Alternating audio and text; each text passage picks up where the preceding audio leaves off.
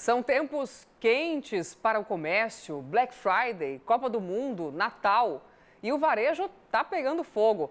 Tanto que nós chamamos uma especialista para analisar o cenário no JC Business desta semana. Seja bem-vindo ao nosso bate-papo sobre o mundo dos negócios. Seja bem-vinda também, Diane Torres, da Gomes de Matos Consultoria, pela primeira vez aqui no nosso JCB, né? Obrigada, Bianca, pelo convite. É um prazer, né? Sou especialista em varejo, uma apaixonada pelo segmento. Tenho a felicidade de atuar aí há quase 10 anos nesse segmento e realmente é um segmento que pega fogo em diversas épocas do ano, né? É um prazer estar aqui com vocês. Agradeço o convite. Obrigada por ter vindo. Diane, primeiramente, eu quero que você faça uma análise, né? Mostre a sua percepção do ano de 2022 para o comércio. Porque foram 2 anos de recessão, 2 anos pandêmicos, né? Algumas lojas fechando durante esse período, outras, muitas, sobrevivendo. 2022 foi um fôlego para o varejo? Bianca, então, esperávamos que sim, né? O varejo passou por um processo econômico difícil nos últimos 2 anos. Então, a gente entrou o ano de 2022 com uma expectativa muito grande de que fosse o ano da virada, fosse o ano de resposta, né? Foi um ano em que a gente teve grandes fusões, aquisições, nunca se cresceu tanto em canais como o e-commerce, nunca se tiveram tantas compras de marcas, fusões e aquisições dentro do segmento, mas ainda não foi o suficiente para ter o fôlego que a gente queria, né? A gente teve um primeiro trimestre do ano de bom desempenho, a partir do segundo trimestre, aí muito pelo impacto da economia do nosso país, né, de alguns reflexos econômicos, a gente começou a desacelerar esse crescimento, né? A última pesquisa do IBGE apontou que a gente, no acumulado, estava caindo 1,4% e agora, outubro, segundo o Instituto de Desenvolvimento do Varejo, a gente já caiu 1,1%. Então, a reta final de ano aí é a grande expectativa para esse ano. Só para que a gente entenda melhor, qual era a perspectiva que vocês tinham ainda em 2021 com relação a 2022? A gente tinha uma perspectiva de crescer pelo menos em torno de 15% no varejo, com a retomada da economia, né? E aí a gente finalizou aí o acumulado dos últimos meses, né? Agosto contra agosto do ano passado, caindo 1,4%. Aí é importante lembrar que esse comparativo, né, entre crescimento e queda, a gente tem que desconsiderar a inflação. Porque tudo aquilo que eu cresço através da inflação, ele não é um crescimento real. Ele é um crescimento provocado pelo aumento de preços, que também é acelerado pelo aumento de custos, né? Então, não é um crescimento real. O crescimento real é tudo aquilo que fica depois da inflação. Quando a gente faz a análise desse número, a gente caiu um pouquinho aí em torno de 1,4%. Em outubro, a gente caiu aí no acumulado 1,1%. A campanha política aí no meio do caminho atrapalhou esse processo? Impactou, né? Tem uma retração aí da economia, principalmente de investimentos, né? Outro fator importantíssimo que impactou nessa desaceleração foi a alta da inflação, que diminui o poder de compra do consumidor. A gente teve também o aumento do custo do crédito, né? O que limitou o crédito e o acesso a esse crédito às famílias, e o aumento do endividamento. E aí, nesse cenário, o consumidor ele perde o poder de compra. E aí começa a fazer compras mais programadas, começa a comprar menos, né, frequentar menos as nossas lojas, junto com uma mudança de hábito de consumo também no meio do caminho. Então, esses foram os grandes desafios. Grandes desafios. Quem tem loja, de quem empreende no país ao longo de 2022. Grandes desafios para esse ano. Mas houve um segmento, Diane, que cresceu mais, que sobressaiu ao longo do ano? Tivemos, né? O segmento de alimentação, ele cresceu bastante. Agora, no segundo semestre, o segmento de perfumaria, beleza, ele tem crescido bastante, assim como a gente teve alguns segmentos que tiveram um maior impacto. Quando a gente considera o varejo amplo, né, veículos teve uma queda muito mais forte, material de construção teve uma queda muito mais forte. Então, tem segmentos que se beneficiam, né, do cenário atual econômico, e tem segmentos que eles sentem mais um impacto. Engraçado que o material de construção, que durante a pandemia cresceu teve um bastante. Boom, não é isso? Isso, é um dos segmentos agora que ele deu uma estabilizada e não está conseguindo crescer, né, de maneira geral. O comportamento do consumidor, então, mudou durante esse período? Mudou muito. Esse é um dos principais impactos, né, hoje no comportamento de venda. O consumidor, num cenário em que ele tem a limitação de renda, né? A inflação ele impactou no aumento do preço dos produtos e do consumo, né, como um todo, mas ele não impactou no aumento de renda do nosso consumidor. Então, o consumidor ficou com uma renda limitada, ele perdeu o poder de compra, né? o aumento do custo do crédito limitou o crédito a esse consumidor. Então, ele ficou sem linha de crédito para poder compensar ali a limitação de renda. E aí, ele começou a mudar hábitos de consumo. Começou a frequentar menos, começou a comprar menos, fazer compras mais programadas. Então, existe uma expectativa muito grande agora para Black Friday por conta, né, dessa compra do planejamento que o consumidor fez o ano todo para essa data, por conta da limitação de renda.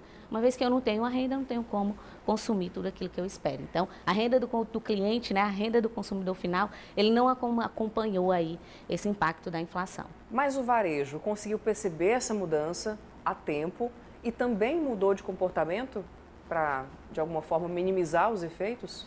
Alguns setores sim, Bianca, aqueles setores, né, que têm o maior volume de clientes, que têm a maior frequência de compra, como supermercado, como farmácia, né, como um posto de gasolina, eles tiveram tempo hábil de mudar ali algumas estratégias, né, seja estratégias de forma de pagamento, seja um investimento em ofertas e precificações mais agressivas, porque isso é um fator importantíssimo, né, o cliente, uma vez que está com a renda limitada, ele exige preços menores, então eles conseguiram se adequar, né, aqueles que não conseguiram se adequar, eles entraram no cenário de abrir mão aí das suas operações, né, não investir em expansão e estão tentando aí se manter no mercado. Mas acho que a grande parte aí, principalmente desse varejo que a gente chama de varejo de alta frequência de compra, né, eles conseguiram se adequar.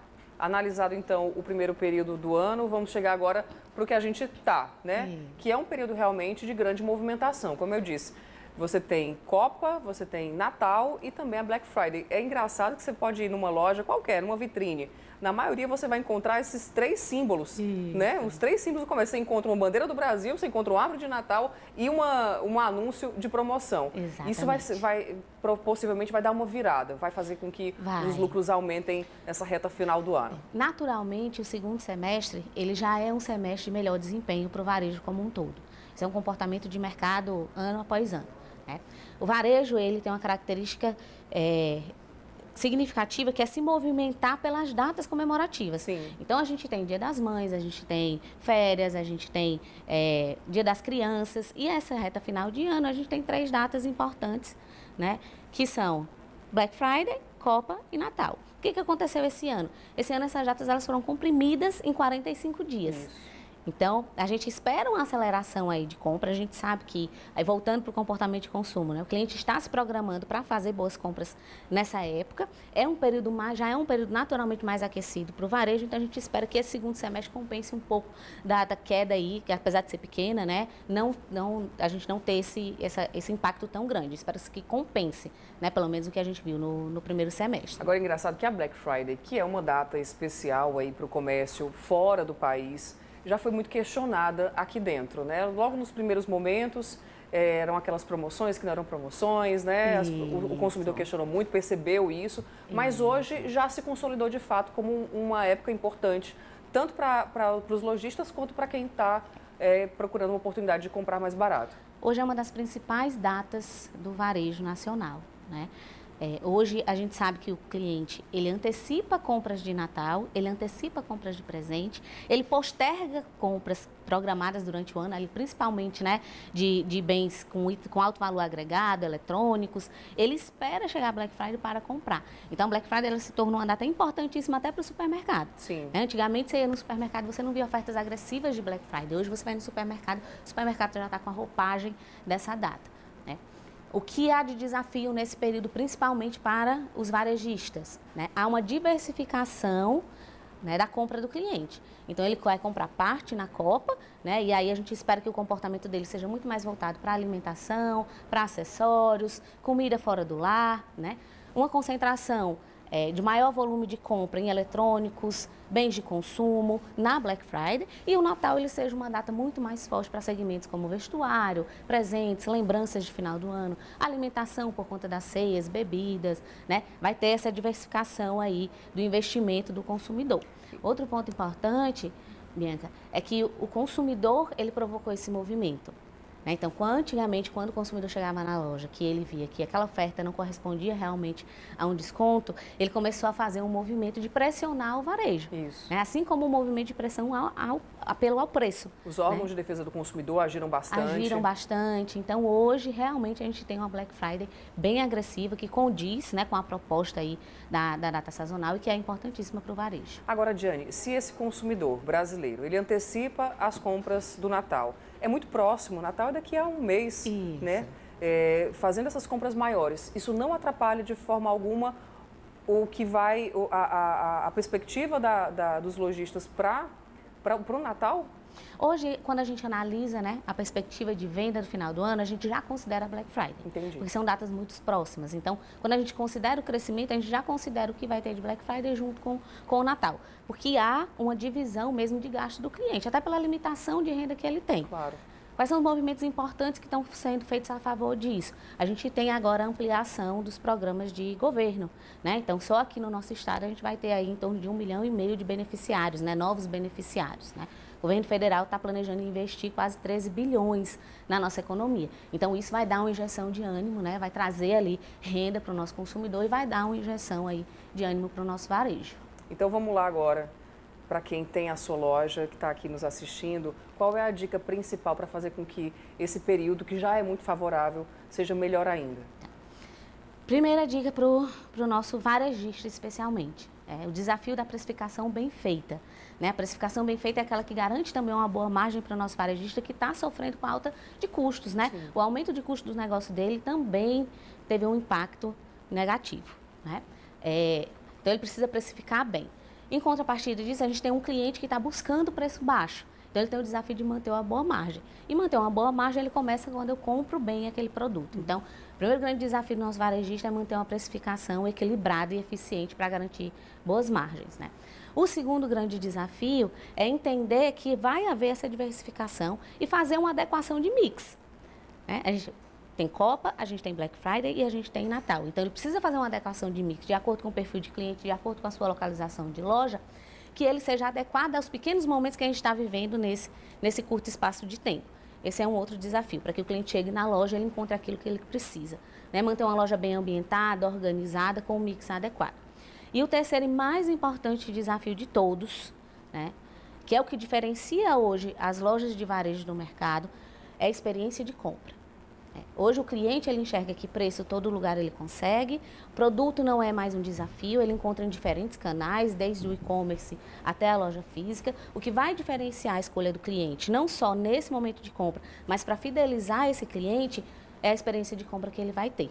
Então, tem uma experiência fluida, sem atrito, com pós-venda de qualidade, um time de loja engajado, bem treinado para tratar bem o cliente, para que ele se sinta importante. E aí o cliente volta a comprar e aí a roda do varejo volta a girar como a gente espera. Né? Para finalizar, vamos fazer aqui um projeto de futuro? 2023, para você que é especialista, como é que vai ser? Incerto as expectativas para o varejo, né? É que a gente termine 2022 crescendo 1% aí acima da inflação. Para o ano que vem, as expectativas é que a gente cresça 1,5%, 2%. A gente vai passar por um período aí de mudança, né, de governo do país. A gente ainda não sabe como vai ficar a economia, então as expectativas são muito tímidas. Mas a gente espera que pelo menos a gente não retraia, não caia, né, que a gente siga com crescimentos aí tímidos, mas que a gente siga crescendo. Boa. E aí, parte do planejamento, né? Planejamento estratégico é importantíssimo, entender os cenários econômicos é importantíssimo para ter previsibilidade, para saber como vai conseguir agir lá na frente e principalmente olhar essas mudanças de comportamento de consumo, porque no fim do dia quem paga a conta do varejo é o cliente. E planejamentos curtos, né? Eu venho aprendendo isso com vocês, principalmente da Gomes de Matos. São planejamentos curtos de 3 meses, não existe mais aquilo de você projetar o ano inteiro. A gente não consegue mais, né? Até se faz um planejamento anual com aquilo que você espera faturar, com aquilo que você espera de resultado, mas esse planejamento ele precisa ser constantemente revisado para que a gente consiga acompanhar a velocidade da mudança das coisas. Senão o seu planejamento, o planejamento que você fez há 3 meses atrás fica obsoleto, né? Há 3 meses atrás a gente imaginava que teria um varejo completamente diferente agora no segundo semestre. Entrou outubro, a gente disse, opa, precisamos nos replanejar. né? Então, a gente tem que estar constantemente revisando esse planejamento para a gente ter mais assertividade. É isso, tomara que as perspectivas sejam alcançadas e até ultrapassadas, né? Isso que a gente espera para 2023. Esperamos também. Diane, obrigada por ter estado com a gente aqui no JCB, tá? Seja muito bem convidado, esteja convidado e venha sempre mais vezes aqui para essa conversa com a gente sobre o mundo dos negócios. Eu que agradeço, Bianca, foi um prazer, fico à disposição. Espero ter ajudado e contribuído com todo mundo. Com certeza. Bom, esse foi mais um JC Business, tá? Fique sempre ligado no canal do GC+, e na programação da TV Cidade para ficar sempre atualizado. Compartilhe esse conteúdo. Obrigada pela sua companhia e até o próximo programa. Tchau.